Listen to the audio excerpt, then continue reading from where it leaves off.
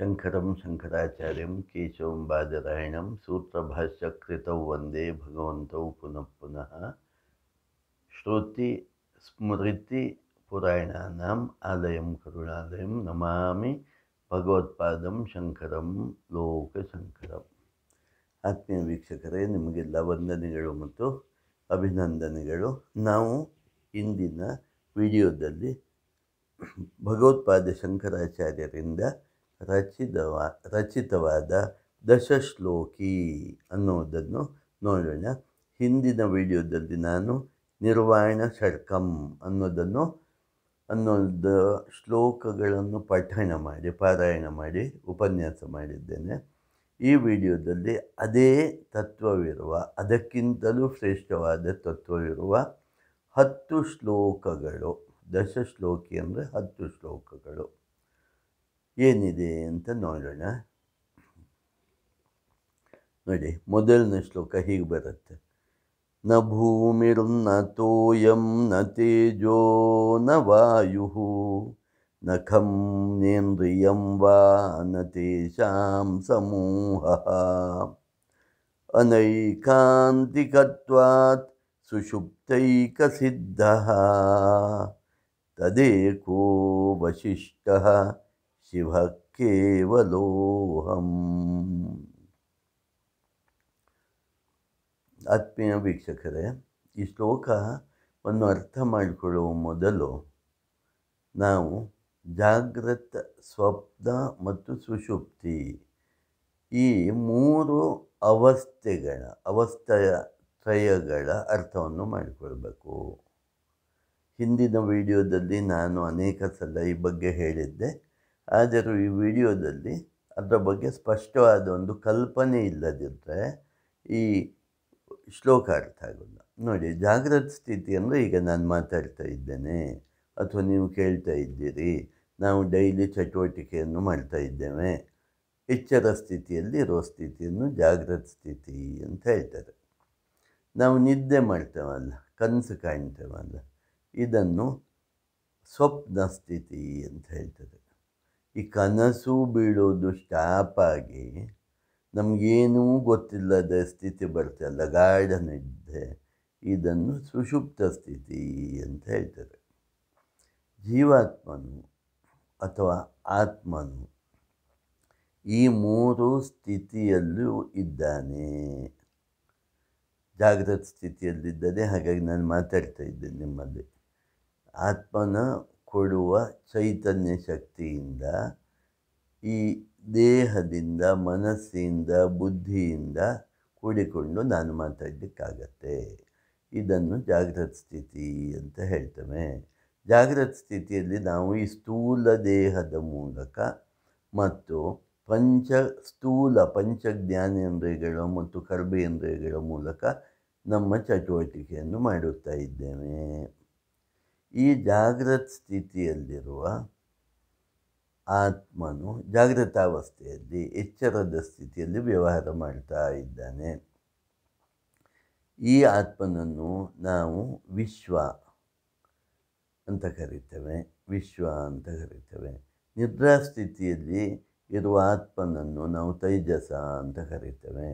ಸುಷುಪ್ತಿ ಸ್ಥಿತಿಯಲ್ಲಿರುವ ಆತ್ಮನನ್ನು ನಾವು ಪ್ರಾಜ್ಞಾ ಅಂತ ಕರಿತೇವೆ.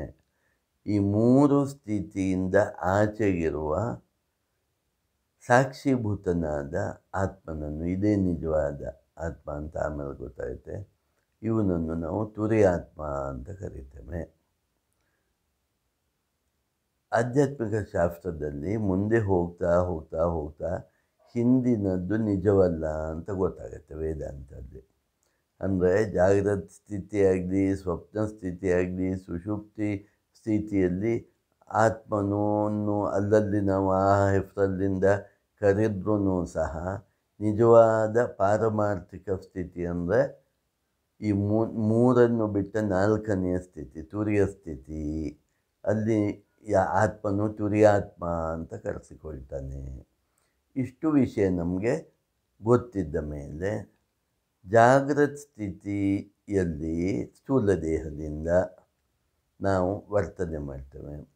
ಸೂಕ್ಷ್ಮ ಸ್ಥಿತಿಯಲ್ಲಿ ಅಂದರೆ ಕನಸಿನ ಸ್ಥಿತಿಯಲ್ಲಿ ಸೂಕ್ಷ್ಮ ದೇಹದಿಂದ ಸೂಕ್ಷ್ಮ ರೂಪವಾದ ಕರ್ಮೇಂದ್ರಿಯ ಮತ್ತು ಜ್ಞಾನೇಂದ್ರಿಯಗಳಿಂದ ಮತ್ತು ಮನಸ್ಸು ಸಾಲಿರುತ್ತೆ. ಅಲ್ಲಿಂದ ನಾವು ಕನಸನ್ನು ನೋಡ್ತೇವೆ. ಆದರೆ ಸುಷುಪ್ತಿಯಲ್ಲಿ ನಮ್ಮ ಮನಸ್ಸು, ಬುದ್ಧಿ, ಚಿತ್ತ, ಅಹಂಕಾರವೆಲ್ಲ ಶೂನ್ಯವಾಗಿರುತ್ತೆ. ಅಂದರೆ ಅಜ್ಞಾನದಲ್ಲಿ ಇರುತ್ತೆ. ಅದು ಆ್ಯಕ್ಟಿವ್ ಆಗಿರೋಲ್ಲ ಅಂತ ಆ ಭಾಷೆಯಲ್ಲಿ ಹೇಳ್ಬೋದು. ಹಾಗೆ ಜ್ಞಾನೇಂದ್ರಿಯಗಳು, ಕರ್ಮೇಂದ್ರಿಯಗಳಾಗಲಿ, ಮನಸ್ಸು, ಬುದ್ಧಿ, ಚಿತ್ತ, ಅಹಂಕಾರ ಆಗಲಿ, ಜೀವಭಾವ ಆಗಲಿ ಯಾವುದೂ ಅಲ್ಲಿ ಆ್ಯಕ್ಟಿವ್ ಆಗಿರೋಲ್ಲ. ಅಂದರೆ ಮಲಗಿರುತ್ತೆ ಅಂತ ನೀವು ಹೇಳ್ಬೋದು. ಅಜ್ಞಾನ ಸ್ಥಿತಿಯಲ್ಲಿರುತ್ತೆ ಅಂತ ಹೇಳ್ತಾರೆ. ಅದು ಕಾರಣ ಸ್ಥಿತಿಯಲ್ಲಿರುತ್ತೆ ಅಂತ. ಆ ಸ್ಥಿತಿಯು ಮತ್ತು ಮೋಕ್ಷ ಸ್ಥಿತಿಯಕ್ಕೆ ಸಾಮೀಪ್ಯವಾದ ಸ್ಥಿತಿಗಳು ಅಂತ ವೇದಾಂತದಲ್ಲಿ ಹೇಳ್ತಾರೆ. ಈ ವಿಚಾರವನ್ನು ಮೊದಲು ಅರ್ಥ ಮಾಡಿಕೊಂಡು ಮುಂದೆ ಈ ಶ್ಲೋಕಗಳನ್ನು ಓದಿದರೆ ನಮಗೆ ಈ ಶ್ಲೋಕಗಳು ಏನು ಹೇಳುತ್ತೆ ಅಂತ ಅರ್ಥ ಆಗತ್ತೆ. ನೋಡಿ, ಮೊದಲನೇ ಶ್ಲೋಕ ಹೇಳುತ್ತೆ, ನ ಭೂಮಿರ್ನ ತೋಯಂ ನ ತೇಜೋ ನ ವಾಯು ನ ಖಂ ನೇಂದ್ರಿಯಂ ವಾ ನ ತೇಷಾಂ ಸಮೂಹ ಅನೈಕಾಂತಿಕತ್ವಾತ್ ಸುಷುಪ್ತೈಕಸಿದ್ಧಃ ತದೇಕೋ ವಶಿಷ್ಠಃ ಶಿವಃ ಕೇವಲೋಹಂ. ನ ಭೂಮಿ, ನಾನು ಪೃಥ್ವಿಯಲ್ಲ, ನಾನು ನೀರಲ್ಲ, ನಾನು ಅಗ್ನಿಯಲ್ಲ, ನಾನು ವಾಯು ಅಲ್ಲ, ನಾನು ಆಕಾಶವಲ್ಲ, ನಾನು ಪಂಚಜ್ಞಾನೇಂದ್ರಿಯಗಳ ಸಮೂಹ ಅಲ್ಲ, ನಾನು ಪಂಚಕರ್ಮೇಂದ್ರಿಯಗಳ ಸಮೂಹವೂ ನಾನಲ್ಲ. ಅವು ವ್ಯವಸ್ಥಿತವಾಗಿ ಯಾವಾಗಲೂ ಒಂದೇ ರೂಪದಲ್ಲಿ ತೋರುವುದೂ ಇಲ್ಲ. ಒಬ್ಬೊಬ್ಬರಿಗೆ ಒಂದೊಂದು ರೂಪ ಇರುತ್ತೆ. ಅವೆಲ್ಲ ನಾಶವಾಗುವಂಥವು. ಅಂದರೆ ಇಲ್ಲಿ ಏನು ಹೇಳುತ್ತೆ, ಈ ಪಂಚಭೂತಾತ್ಮಕವಾದ ದೇಹ ಇದು ನಾವು ಹಿಂದಿನ ಇದರಲ್ಲಿ ನೋಡಿದ್ದೇವೆ. ಅನ್ನಮಯ ಕೋಶ, ಪ್ರಾಣಮಯ ಕೋಶ, ಮನೋಮಯ ಕೋಶ, ವಿಜ್ಞಾನಮಯ ಕೋಶ, ಆನಂದಮಯ ಕೋಶ, ಹೀಗೆ ಕೋಶಗಳು ಮತ್ತು ಪಂಚಭೂತಗಳು, ಪೃಥ್ವಿತತ್ವ, ಜಲತತ್ವ, ಅಗ್ನಿತತ್ವ, ವಾಯುತತ್ವ, ಆಕಾಶ ತತ್ವ, ಇದರಿಂದ ಈ ದೇಹವು ಉಂಟಾಗಿದೆ ಅಂತ ನಮಗೆ ಗೊತ್ತಿದೆ. ಇಲ್ಲಿ ಭಗವತ್ಪಾದ ಶಂಕರರು ಹೇಳ್ತಾರೆ, ಇದ್ಯಾವುದು ನಿಜವಾದ ನಾನು ಅಲ್ಲ. ರಮಣ ಮಹರ್ಷಿಗಳು ನೀನು ಯಾರು ಅಂತ ಕಂಡು ಹುಡುಕು ಅಂತ ಹೇಳ್ತಾರೆ.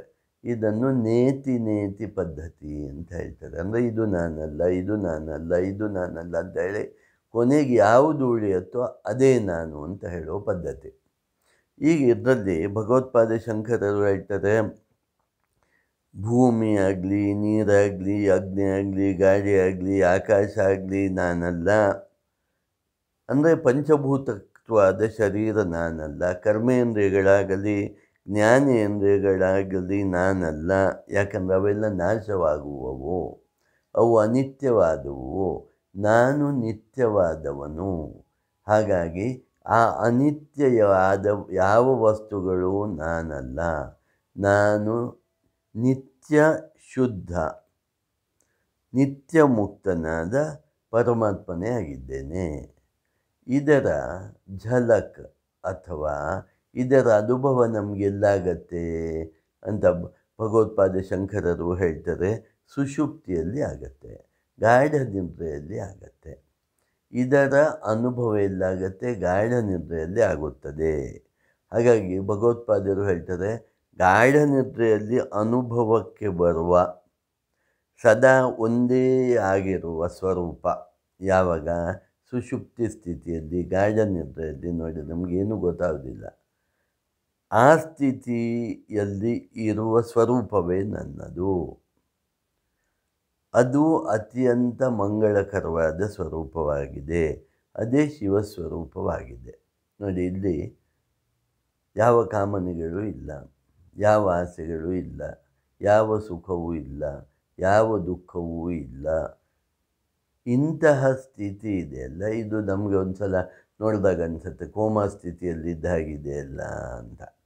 ಹಾಗಾಗಿ ಗಾಢ ನಿದ್ರೆಯ ಸ್ಥಿತಿಯು ಕೋಮಾದ ಸ್ಥಿತಿಗೆ ಹತ್ರನೇ ಬರುವ ಸ್ಥಿತಿ.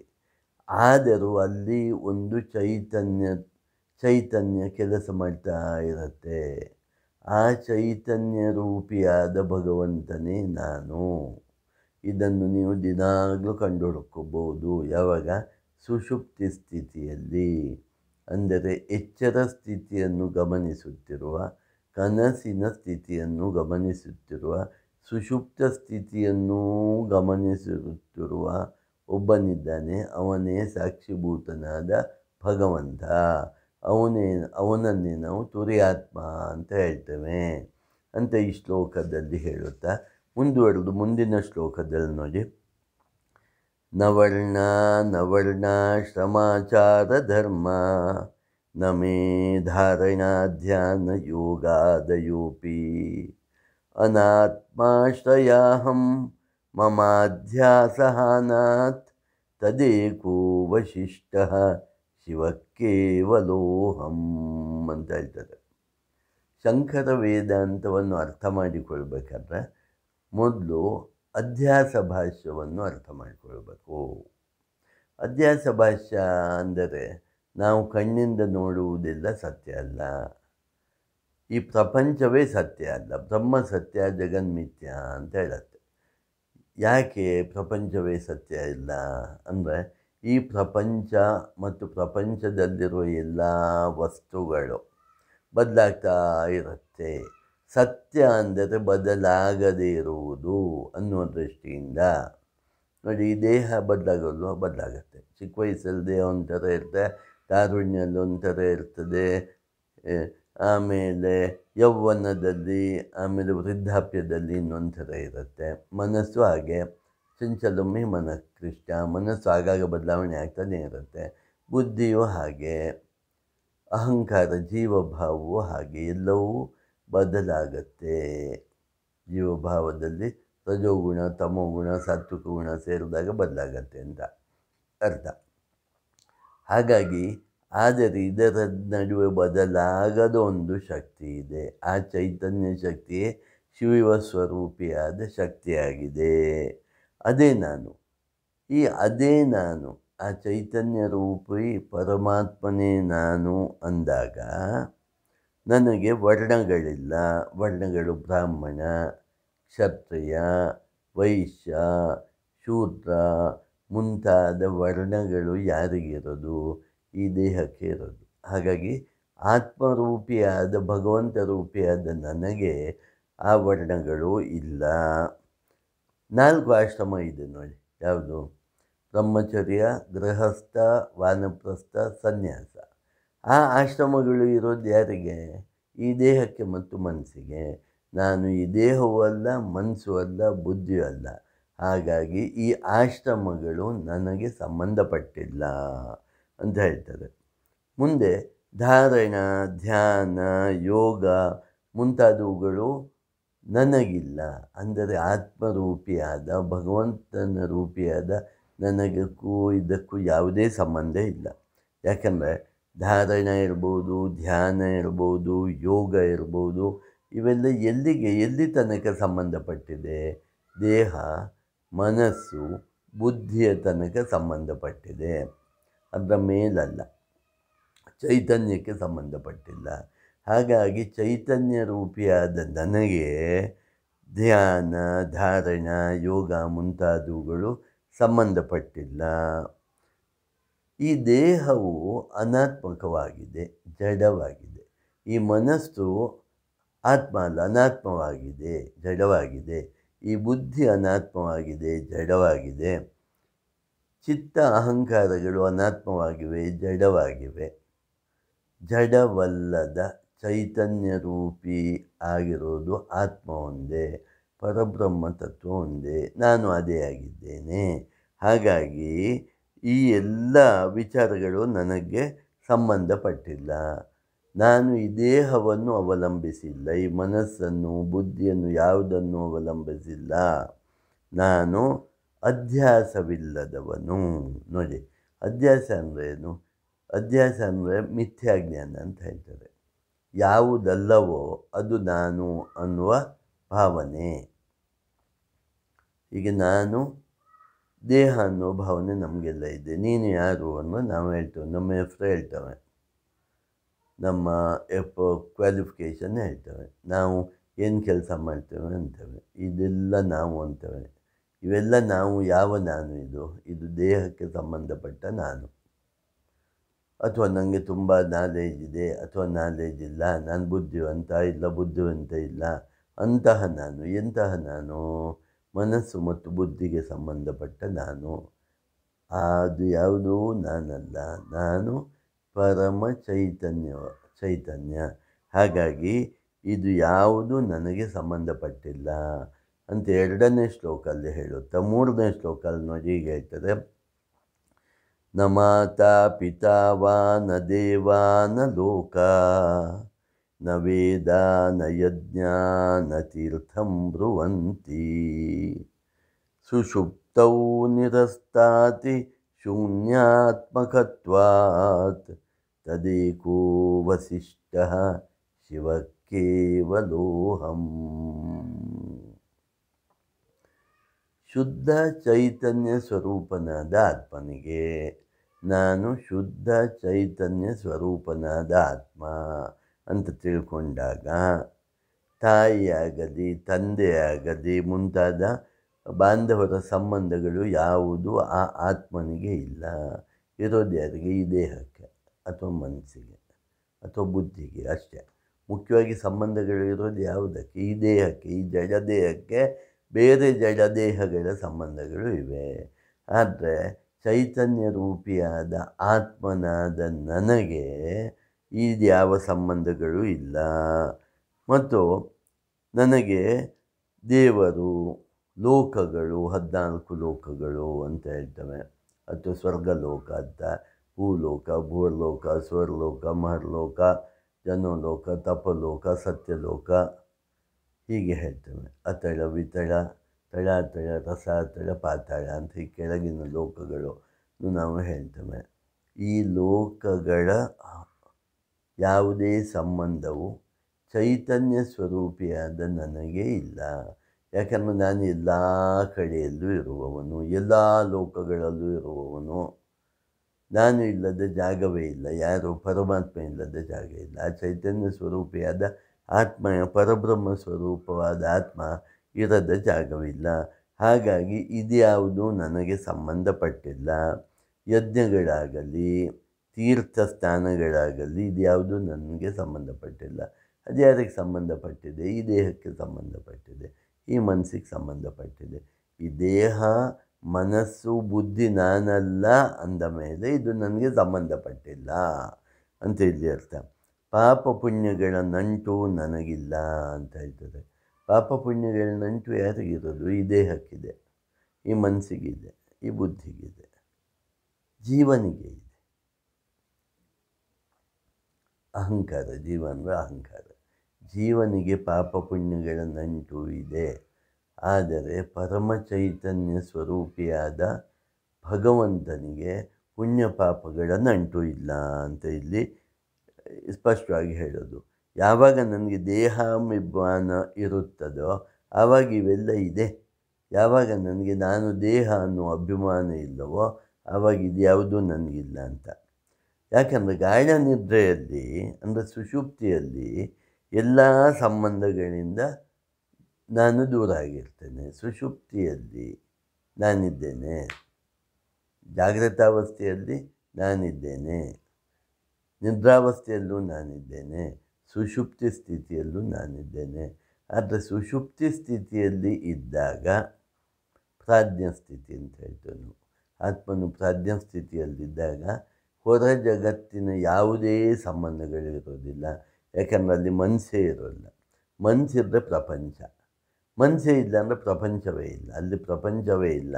ಹಾಗಾಗಿ ಪ್ರಪಂಚಕ್ಕೆ ಸಂಬಂಧಪಟ್ಟ ಈ ಪಾಪ ಪುಣ್ಯ ಮತ್ತು ಬಂಧನಗಳು, ಸಂಬಂಧಗಳು, ತಂದೆ ತಾಯಿ, ದೇವರು ಮುಂತಾದ ಲೋಕ, ವೇದ, ಯಜ್ಞ ಮುಂತಾದ ವಿಚಾರಗಳು ಈ ಪ್ರಪಂಚಕ್ಕೆ ಸಂಬಂಧಪಟ್ಟಿವೆ.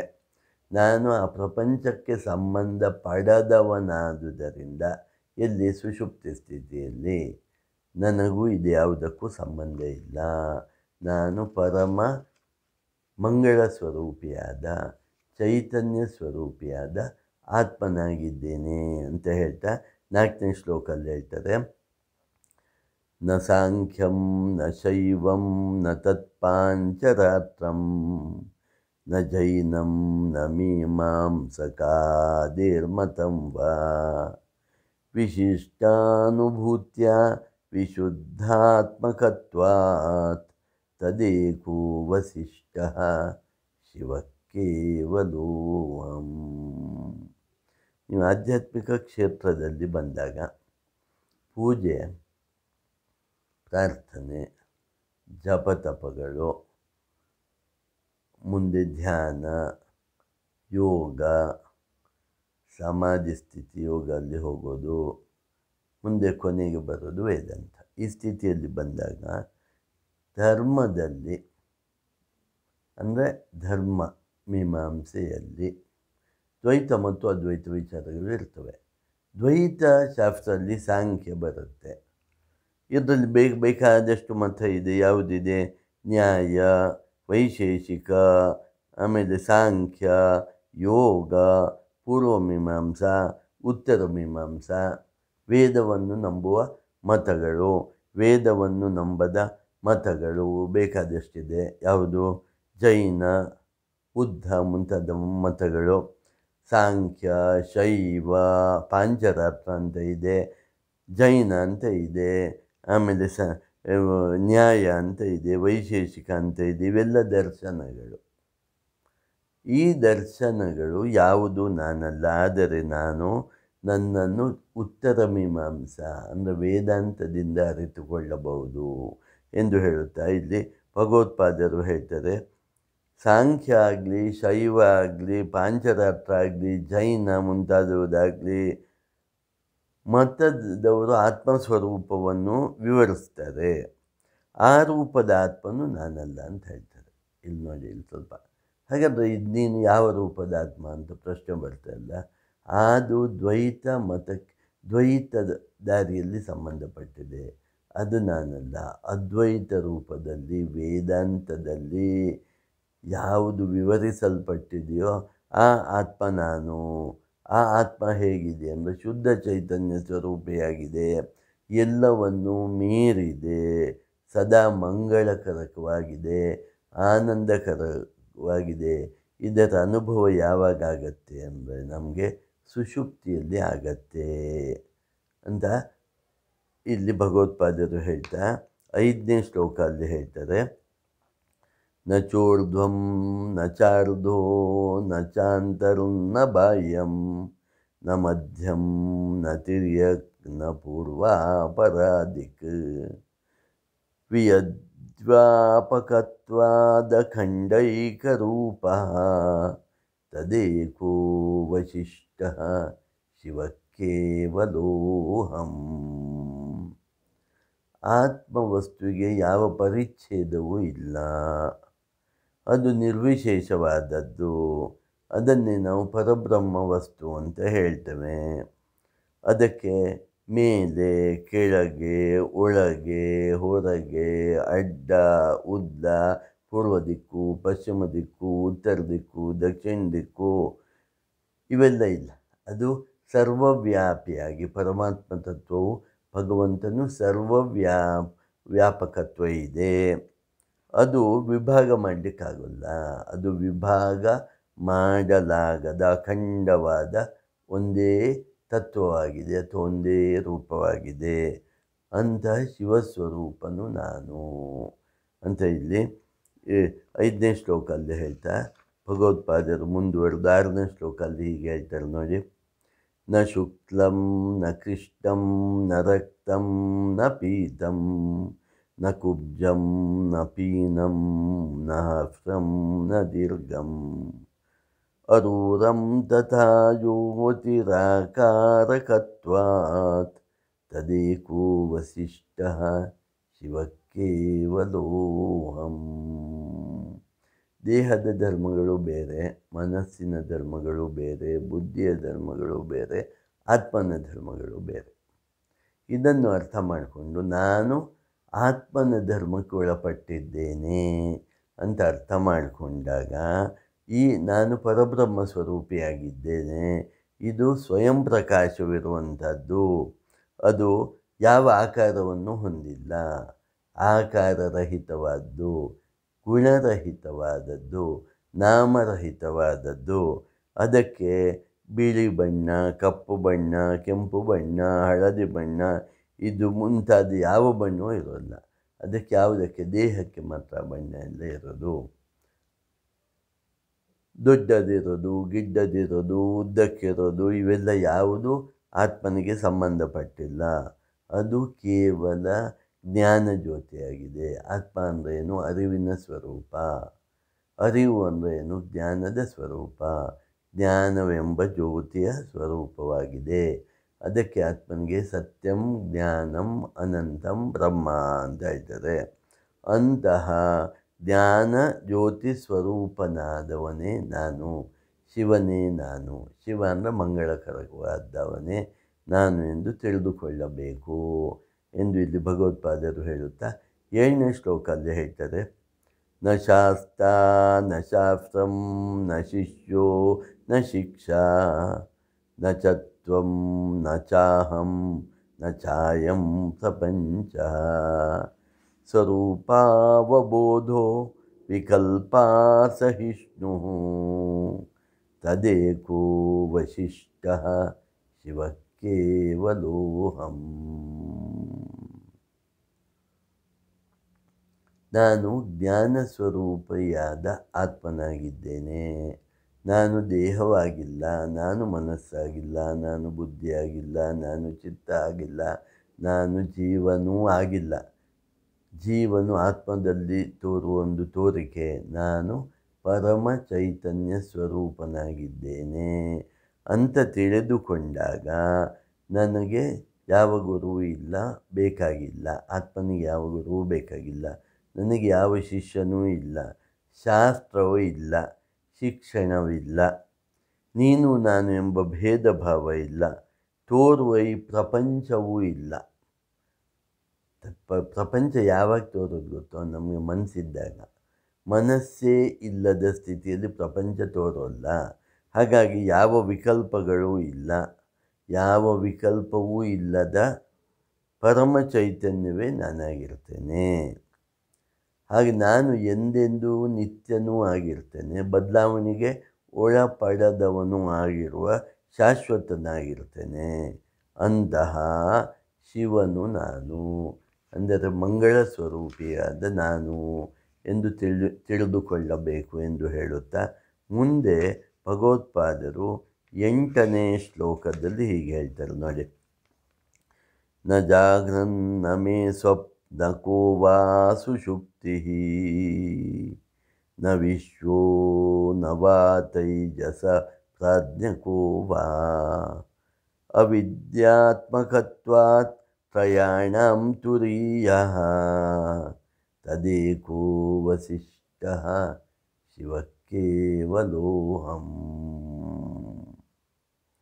ಆತ್ಮನಿಗೆ ವ್ಯಾವಹಾರಿಕವಾಗಿ ಜಾಗ್ರತ್ ಸ್ವಪ್ನ ಸುಷುಪ್ತಿಗಳೇ ಇವೆ ವಿನಃ ಆತ್ಮನಿಗೆ ಪಾರಮಾರ್ಥಿಕವಾಗಿ ಯಾವ ಅವಸ್ಥೆಯೂ ಇಲ್ಲ. ಈ ಅವಸ್ಥೆಯು ಆತ್ಮನಲ್ಲಿ ತೋರ್ಪಡಿಕೆ ಮಾತ್ರ, ಭ್ರಾಂತಿ ಜ್ಞಾನ ಮಾತ್ರ, ಮಿಥ್ಯಾಜ್ಞಾನ ಮಾತ್ರ, ನಿಜವಾದುದಲ್ಲ, ಪಾರಮಾರ್ಥಿಕವಾಗಿ ನಿಜವಾದುದಲ್ಲ. ಆತ್ಮನು ಎಚ್ಚರ, ಕನಸು, ಗಾಢ ನಿದ್ರೆಗಳೆಂಬ 3 ಅವಸ್ಥೆಗಳು ಉಳ್ಳವನೆಂದು ನಮ್ಮ ಅವಿದ್ಯೆಯಿಂದ ನಮಗೆ ತೋರ್ತಾ ಇದೆ. ಅವಿದ್ಯೆ ಅಂದರೆ ಅಜ್ಞಾನದಿಂದ ತೋರ್ತಾ ಇರೋದು. ಆಯಾ ಅವಸ್ಥೆಯ ಕಾಲದಲ್ಲಿ ನಾವು ಆತ್ಮನನ್ನು ಬೇರೆ ಬೇರೆ ಹೆಸರಿಂದ ಜಾಗೃತ ಸ್ಥಿತಿಯಲ್ಲಿ ವಿಶ್ವ ಅಥವಾ ವೈಶ್ವಾನರ ಅಂತ ಕರಿತೇವೆ. ಸ್ವಪ್ನ ಸ್ಥಿತಿಯಲ್ಲಿ ನಾವು ಹಿರಣ್ಯಗರ್ಭ ಅಂತ ಕರಿತೇವೆ. ಸುಷುಪ್ತಿ ಸ್ಥಿತಿಯಲ್ಲಿ ಪ್ರಾಜ್ಞ ಅಂತ ಕರಿತೇವೆ. ಸ್ವಪ್ನ ಸ್ಥಿತಿಯಲ್ಲಿ ತೈಜಸ ಅಂತಲೂ ಕರಿತೇವೆ. ಹಾಗಾಗಿ ಜಾಗೃತ ಸ್ಥಿತಿಯಲ್ಲಿ ವೈಶ್ವಾನರ ಅಂತ ಕರಿತೇವೆ. ಸ್ವಪ್ನ ಸ್ಥಿತಿಯಲ್ಲಿ ತೈಜಸ ಅಥವಾ ಹಿರಣ್ಯಗರ್ಭ ಅಂತ ಕರೀತೇವೆ. ಆಮೇಲೆ ಸುಷುಪ್ತಿ ಸ್ಥಿತಿಯಲ್ಲಿ ಈ ಆತ್ಮವನ್ನು ಪ್ರಾಜ್ಞಾ ಅಂತ ಕರೀತೇವೆ, ಸುಷುಪ್ತಿ ಅವಸ್ಥೆಯಲ್ಲಿ. ಅಷ್ಟೇ, ಈ ಎಲ್ಲ ಅವಸ್ಥೆಗಳು ಸಹ ಸತ್ಯವಾಗಿ ಅಲ್ಲ. ಇದು ಅಜ್ಞಾನದಿಂದ ನಮಗೆ ತೋರಿ ಬರುವ ಅವಸ್ಥೆಗಳು. ಈ ಎಲ್ಲ ಅವಸ್ಥೆಗಳನ್ನು ಮೀರಿದ ನಾಲ್ಕನೆಯವನು ನಾನು, ಅವಸ್ಥಾತ್ರಯ ವಿನಿರ್ಮುಕ್ತನಾದವನು ನಾನು. ಅದನ್ನೇ ತುರಿಯ ಆತ್ಮ ಅಂತ ಹೇಳ್ತಾರೆ. ನಾನು ತುರಿಯನಾದ ನಾಲ್ಕನೆಯ ಸ್ಥಿತಿಯಲ್ಲಿ ಕಂಡುಬರುವ ಆತ್ಮ. ಅಂದರೆ ಕಣ್ಣಿಗೆ ಕಂಡುಬರುವ ಅಂತಲ್ಲ, ಎಲ್ಲ ಕಾಲದಲ್ಲಿಯೂ ಒಂದೇ ಆಗಿ ಉಳಿಯುವ ಕೇವಲ ಶಿವಸ್ವರೂಪಿಯಾದ ತುರಿಯ ಆತ್ಮನೇ ನಾನು, ಅಂದರೆ ಪರಮ ಚೈತನ್ಯವೇ ನಾನು ಎಂದು ನಾವು ತಿಳಿದುಕೊಳ್ಳಬೇಕು ಎಂದು ಭಗವತ್ಪಾದರು 8ನೇ ಶ್ಲೋಕ ಅಲ್ಲಿ ಹೇಳಿ 9ನೇ ಶ್ಲೋಕ ಅಲ್ಲಿ ಹೀಗೆ ಹೇಳ್ತಾರೆ ನೋಡಿ.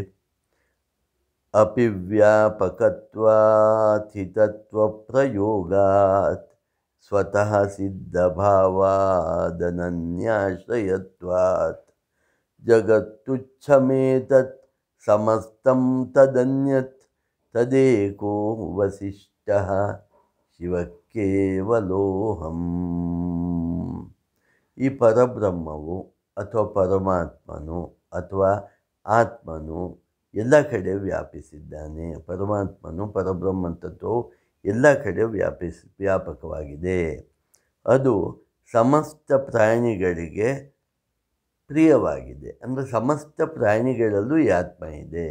ವೃಕ್ಷದಲ್ಲಿ ಆತ್ಮ ಇದೆ, ಮರಗಿಡ ಅಂದರೆ ಮಣ್ಣುನಲ್ಲಿ ಆತ್ಮ ಇದೆ, ಬಂಡೆಯಲ್ಲಿ ಆತ್ಮ ಇದೆ, ತುಂಬ ಕ್ಷೀಣ ಸ್ಥಿತಿಯಲ್ಲಿರುತ್ತೆ.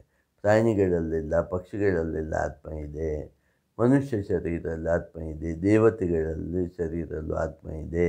ಇಂತಹ ಆತ್ಮವು ಎಲ್ಲವರಿಗೂ ಪ್ರಿಯವಾದ ವಿಷಯವಾಗಿದೆ. ಅದು ಸ್ವತಃ ಸಿದ್ಧ ರೂಪವಾಗಿದೆ. ಅದನ್ನು ಕಂಡುಹಿಡಿಯೋದೇನೂ ಇಲ್ಲ. ಯಾಕಂದರೆ ಈಗ ನಾನು ಇಲ್ಲಿಗೆ ನಿಮ್ಮ ಜೊತೆ ಮಾತಾಡ್ತೇನೆ ಅಂದರೆ ನನಗೆ ಆ ಮಾತಾಡಲಿಕ್ಕೆ ಕೊಡುವ ಶಕ್ತಿ ಯಾವುದು ಅಂದರೆ ಆತ್ಮಶಕ್ತಿ. ದೇಹದಲ್ಲಿ ಆತ್ಮಶಕ್ತಿ ಇಲ್ಲ ಅಂದರೆ ಮಾತಾಡಲಿಕ್ಕೆ ಆಗೋಲ್ಲ. ಪಂಚ ಕರ್ಮೇಂದ್ರಿಯಗಳು ಕೆಲಸ ಮಾಡೋದಿಲ್ಲ, ಪಂಚ ಜ್ಞಾನೇಂದ್ರಿಯಗಳು ಕೆಲಸ ಮಾಡೋದಿಲ್ಲ, ಮನಸ್ಸು ಬುದ್ಧಿ ಯಾವುದೂ ಕೆಲಸ ಮಾಡೋಲ್ಲ.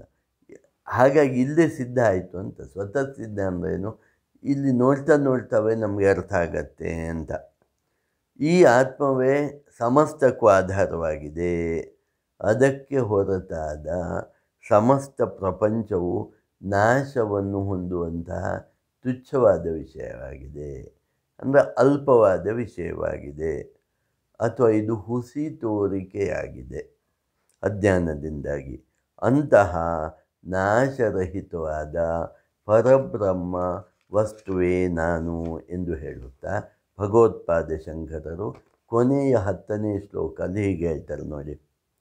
ನ ಚೈಕಂ ತದನ್ಯದ್ವಿತೀಯಂ ಕುತಃ ಸ್ಯಾತ್ ನ ವಾ ಕೇವಲತ್ವಂ ನ ಚ ಕೇವಲತ್ವಂ ನ ಶೂನ್ಯಂ ನ ಚಾಶೂನ್ಯಮದ್ವೈತಕತ್ವಾತ್ ಕಥಂ ಸರ್ವವೇದಾಂತ ಸಿದ್ಧಂ ಬ್ರವೀಮಿ.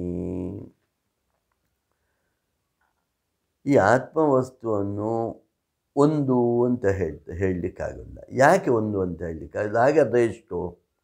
ಒಂದು ಅಂತ ಹೇಳೋದು ಯಾವಾಗ ನಾವು ಎರಡನೇದಾಗಿದ್ದು ಯಾವುದಾದ್ರೂ ಇದ್ದರೆ ಮತ್ತು ಇದನ್ನು ಮೊದಲನ್ನು ಒಂದು ಅಂತ ಹೇಳ್ತೇವೆ. ಆದರೆ ಇಲ್ಲಿ ಎರಡನೇ ಆದ ಯಾವ ವಸ್ತುವೂ ಇಲ್ಲ, ಇಲ್ಲಿ ಯಾವ ಭೇದವೂ ಇಲ್ಲ. ಹಾಗಾಗಿ ಇಲ್ಲಿ ಏಕತ್ವವೂ ಇಲ್ಲ. ಒಂದು ಅಂತ ಹೇಳಲಿಕ್ಕೆ ಏನಿಲ್ಲ, ಇರೋದೇ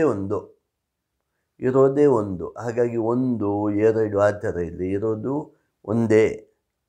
ಇಲ್ಲಿ ಅನೇಕತ್ವವೂ ಇಲ್ಲ, ಯಾಕಂದರೆ ಇದು ದ್ವೈತ ಅಲ್ಲ, ಅದ್ವೈತವಾದ್ದು. ಇರುವುದು ಒಂದೇ, ಹಾಗಾಗಿ ಏಕತ್ವ ಇದೆ, ಅನೇಕತ್ವ ಇಲ್ಲ. ಇದು ಅದ್ವೈತ ಅದ್ವೈತವಾದ್ದರಿಂದ ಶೂನ್ಯವಲ್ಲ. ಬುದ್ಧ ಪರಮಾತ್ಮನು ಹೇಳೋದು ಶೂನ್ಯ ತತ್ವವನ್ನು. ಶಂಕರರು ಹೇಳ್ತಾರೆ ಇದು ಶೂನ್ಯವೂ ಅಲ್ಲ, ಇದು ಪೂರ್ಣವಾದದ್ದು. ಇದು ಅಶೂನ್ಯವೂ ಅಲ್ಲ, ಶೂನ್ಯವೂ ಅಲ್ಲ, ಅಶೂನ್ಯವೂ ಅಲ್ಲ. ಹೀಗೆ ಸಕಲ ಉಪನಿಷತ್ತು ಪ್ರಮಾಣಗಳಿಂದ ಸಿದ್ಧವಾಗಿದೆ ಇದು. ಆತ್ಮತತ್ವವು ಅಥವಾ ಪರಬ್ರಹ್ಮ ತತ್ವವು ಸಕಲ ಉಪನಿಷತ್ತುಗಳಿಂದ ಸಿದ್ಧವಾದ ತತ್ವ. ಹಾಗಾಗಿ ಇದಕ್ಕಿಂತ ಹೆಚ್ಚು ಏನು ವಿವರಿಸ್ಲಿಕ್ಕೆ ಸಾಧ್ಯ? ಇಷ್ಟು ವಿವರಿಸ್ಬೋದು. ಅಂದರೆ ಎಷ್ಟು ವಿವರಿಸ್ಬೋದು ನೋಡಿ. ಆತ್ಮತತ್ವವನ್ನು ಅರ್ಥ ಮಾಡಿಕೊಳ್ಳಲಿಕ್ಕೆ ದೃಶ್ಯ ವಿವೇಕವನ್ನು ಉಪಯೋಗಿಸ್ತಾರೆ. ದೃಕ್ ಅಂದರೆ ನೋಡುವವನು ಯಾರು? ಆತ್ಮ. ದೃಶ್ಯ ಅಂದರೆ ಆತ್ಮನನ್ನು ಬಿಟ್ಟು ಉಳಿದದ್ದೆಲ್ಲ ದೃಶ್ಯವೇ. ದೇಹವು ದೃಶ್ಯವೇ, ಮನಸ್ಸು ದೃಶ್ಯವೇ, ಈ ಪ್ರಪಂಚದಲ್ಲಿರೋದೆಲ್ಲ ದೃಶ್ಯವೇ. ಆಮೇಲೆ ಅವಸ್ಥಾತ್ರಯ ಇದನ್ನು ಉಪಯೋಗಿಸ್ತಾರೆ, ಈ ಸಿದ್ಧಾಂತವನ್ನು ಉಪಯೋಗಿಸ್ತಾರೆ. ಎಚ್ಚರ, ಸ್ವಪ್ನ ಮತ್ತು ಸುಷುಪ್ತಿ ಮತ್ತು ತುರಿಯ ಸ್ಥಿತಿ. ಪರಮಾತ್ಮನು ತುರಿಯ ಸ್ಥಿತಿಯಲ್ಲಿರುವವನೇ ಪರಮಾತ್ಮ ಅಂತ ತಿಳಿಯಬೇಕು ಅಂತ. ಆಮೇಲೆ ಪಂಚಕೋಶಗಳು: ಅನ್ನಮಯ ಕೋಶ, ಪ್ರಾಣಮಯ ಕೋಶ, ಮನೋಮಯ ಕೋಶ, ವಿಜ್ಞಾನಮಯ ಕೋಶ, ಆನಂದಮಯ ಕೋಶ. ಈ 5 ಕೋಶಗಳ ಒಳಗೆ ಅಂದರೆ ಅತೀತವಾಗಿರುವವನೇ ಪರಮಾತ್ಮ ಅಂತ. ಹೀಗೆ ಇದನ್ನೆಲ್ಲ ಉಪನಿಷತ್ತುಗಳು ಹೇಳುತ್ತೆ. ಇದು ಮನಸ್ಸಿಗೆ ಆಗಲಿ ಮಾತಿಗಾಗಲಿ ಸಿಲುಕುವಂಥದ್ದಲ್ಲ ಅಂತ ಉಪನಿಷತ್ತು ಹೇಳುತ್ತೆ. ಹಾಗಾಗಿ ಭಗವತ್ಪಾದರು ಹೇಳ್ತಾರೆ, ಇದಕ್ಕಿಂತ ಹೆಚ್ಚಾಗಿ ನೀನು ಅನುಭವಜನ್ಯವಾಗಿ ಪಡೆದುಕೊಳ್ಳಬಹುದೇ ವಿನಃ ಇದಕ್ಕಿಂತ ಹೆಚ್ಚಾಗಿ ವಿವರಿಸಲಿಕ್ಕೆ ಸಾಧ್ಯ ಇಲ್ಲ ಅಂತ ಹೇಳ್ತಾರೆ. ಒಟ್ಟಾರೆ ಈ ದಶಶ್ಲೋಕಿಯಲ್ಲಿ ಏನು ಹೇಳ್ತಾರೆ ಅಂದರೆ, ಪಂಚಭೂತಾತ್ಮಕವಾದ ಈ ದೇಹ ನಾನಲ್ಲ, ಮತ್ತು ಈ ಪಂಚವಾಯುಗಳು ನಾನಲ್ಲ, ಆಮೇಲೆ ಪಂಚಕರ್ಮೇಂದ್ರಿಯಗಳಾಗಲಿ ಪಂಚಜ್ಞಾನೇಂದ್ರಿಯಗಳಲ್ಲಿ ನಾನಲ್ಲ, ಮನಸ್ಸು ಬುದ್ಧಿ ಚಿತ್ತ ಅಹಂಕಾರ ನಾನಲ್ಲ, ನಾನು ಸುಷುಪ್ತಿಯಲ್ಲಿ ನಿನ್ನ ಅನುಭವಕ್ಕೆ ಬರುವಂತಹ ಚಿನ್ಮಾತ್ರನಾದಂತಹ ಶುದ್ಧನಾದಂತಹ ಭಗವಂತ ಆತ್ಮವೇ ನಾನು ಅಂತ ನಾವು ಯಾವಾಗ ತಿಳಿದುಕೊಳ್ತೇವೋ, ಯಾವಾಗ ನಮ್ಮ ಅನುಭವಕ್ಕೆ ಅದು ಬರುತ್ತದೋ ಆವಾಗ ನಾವು ಜೀವನ್ಮುಕ್ತ ಸ್ಥಿತಿಯಲ್ಲಿರ್ತೇವೆ. ಈ ಜೀವನ್ಮುಕ್ತಿಯ ಸ್ಥಿತಿಯಲ್ಲಿ ಯಾರು ಬದುಕಿದ್ದಾಗಿರ್ತಾರೋ ಈ ದೇಹವನ್ನು ಬಿಟ್ಟಾಗ ಸಹಜವಾಗಿ ವಿದೇಹ ಮುಕ್ತಿಗೆ ಅಂದರೆ ಮೋಕ್ಷಕ್ಕೆ ಹೋಗ್ತಾರೆ ಅಂತ ಒಟ್ಟಾರೆ ಈ ದಶಶ್ಲೋಕಿಯಲ್ಲಿ ಶಂಕರಾಚಾರ್ಯರು ಹೇಳ್ತಾರೆ ಅನ್ನುವಲ್ಲಿಗೆ ಈ ವಿಡಿಯೋ ಮುಗಿಸ್ತಾ ಇದ್ದೇನೆ. ನಿಮಗೆಲ್ಲ ವಂದನೆಗಳು ಮತ್ತು ಅಭಿನಂದನೆಗಳು. ಸರ್ವೇ ಜನ ಸುಖಿನೋ ಭವಂತು. ಓಂ ಶಾಂತಿ ಶಾಂತಿ ಶಾಂತಿ. ಹರಿ ಓಂ ತತ್ಸತ್. ಶ್ರೀಕೃಷ್ಣಾರ್ಪಣಮಸ್ತು.